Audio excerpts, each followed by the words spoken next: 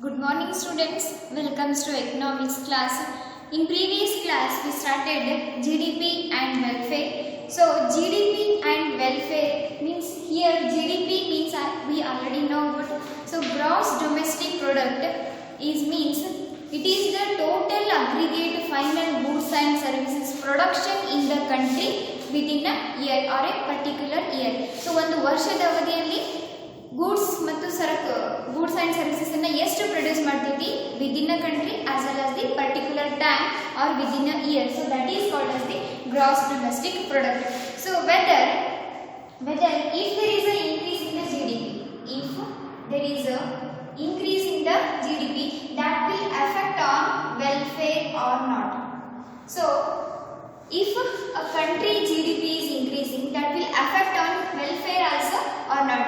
So ಒಂದು ದೇಶದಲ್ಲಿ GDP increase ಆಯಿತು ಅಂದ್ರೆ ಅದು ವೆಲ್ಫೇರ್ ಮೇಲೆ ಎಫೆಕ್ಟ್ ಆಗೈತೋ ಇಲ್ಲೋ ಅನ್ನೋದಕ್ಕೆ ಏನು ಮಾಡ್ತೀವಿ, ಸಮ್ 3 reasons ಅನ್ನು ಕೊಟ್ಟು ನಾವು conclude ಮಾಡ್ತೀವಿ. So there are 3 main reasons are there while concluding the whether GDP increasing it is affected on the welfare or not. So mainly there is a distribution of GDP. So distribution of GDP and non-monetary exchanges we already discussed it yesterday. So distribution of GDP means whether a person income is a person income is increases. So a person income increases, then he is supposed to purchase more goods and services. Here only increases one person income, so that is not affect on the GDP increases. So one person in the income increase aitandre that will be affect on his purchasing goods and services as well as he is improving well-being, so not to affect on the GDP. So ಒಬ್ಬ ಮನುಷ್ಯನ income increase aitandre overall GDP increase aithe anta ಹೇಳಕ್ಕೆ ಸಾಧ್ಯ ಇಲ್ಲ. So next, if there is a GDP increases means if there is a GDP increases, that is only some individuals or some few firms or organisms. So like that, if there is a increase in GDP, so that is means there is a some few hands increase in the GDP means some individuals ಆಗಿರಬಹುದು ಅಥವಾ some firms the individuals firm income increase ಆಗಿರಬಹುದು ಅಥವಾ production quality increase ಆಗಿರಬಹುದು. So ಅವಾಗ GDP increase ಆಗೈತೆ ಅಂತ ಹೇಳ್ಬೋದು. So in the case of distribution of GDP, so not possible to say whether GDP increases, that is affect on the welfare also. Okay. So next is the non-monetary exchanges.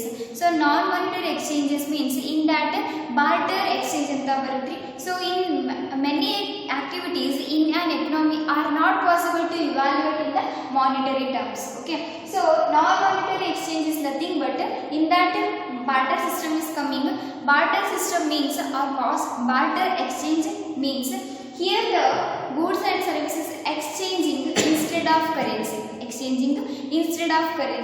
Means ಇಲ್ಲಿ ಏನು ಮಾಡ್ತೀರಿ, goods and services ಅನ್ನು purchase ಮಾಡಿದ್ರೆ ಅಲ್ಲಿ ಏನು ಮಾಡಂಗಿಲ್ಲ, ಯಾವುದೇ ರೀತಿಯಾದ ಅಮೌಂಟ್ ಅನ್ನು ಪೇ ಮಾಡಂಗಿಲ್ಲ.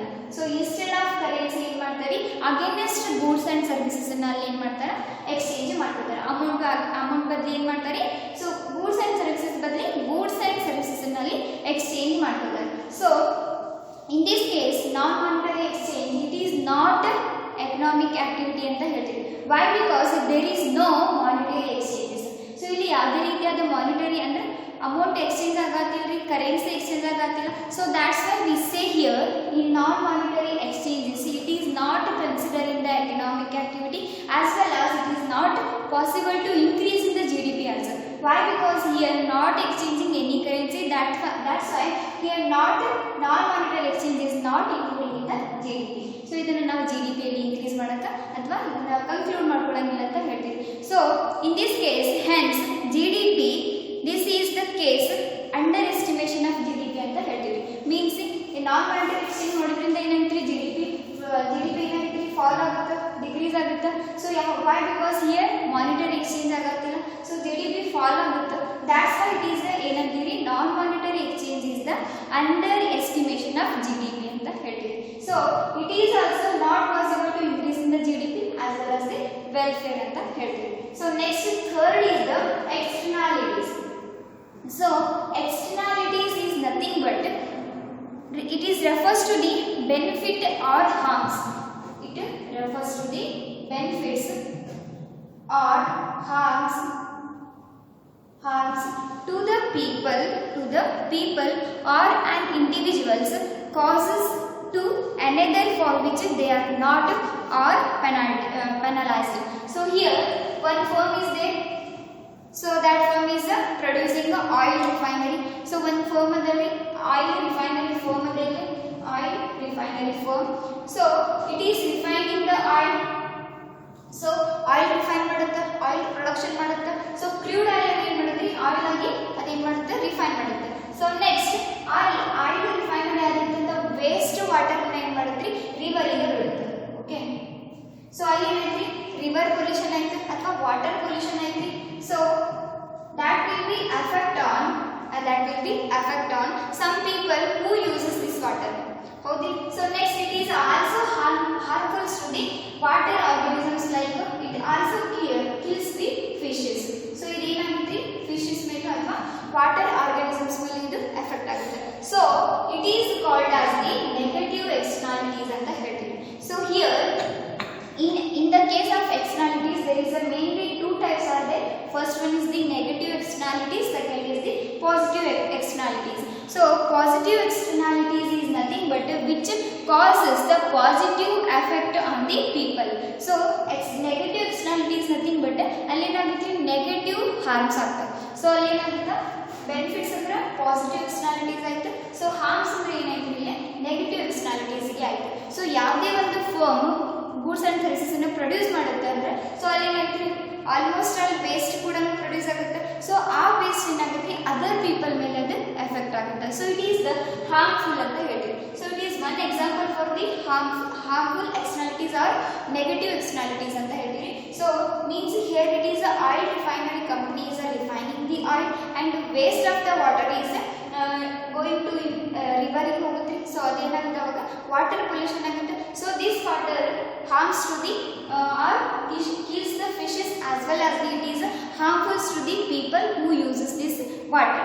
So it is the negative externalities example. So in the case of positive externalities, so positive externalities ಏನಾಗುತ್ತೆ ಇಲ್ಲಿ ಅಂತಂದ್ರೆ production of goods and services or benefits to the other people or as well as the people. So next means here it is example means education.